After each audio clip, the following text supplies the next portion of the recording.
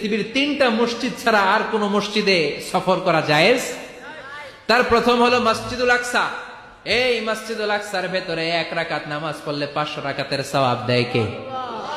2 number মসজিদে নববী, বিশ্বনবীর কবর যেই মসজিদের মধ্যে রয়েছে, ওই মসজিদে 1 রাকাত নামাজ পড়লে 1000 রাকাত নামাজের সওয়াব দেয় কে?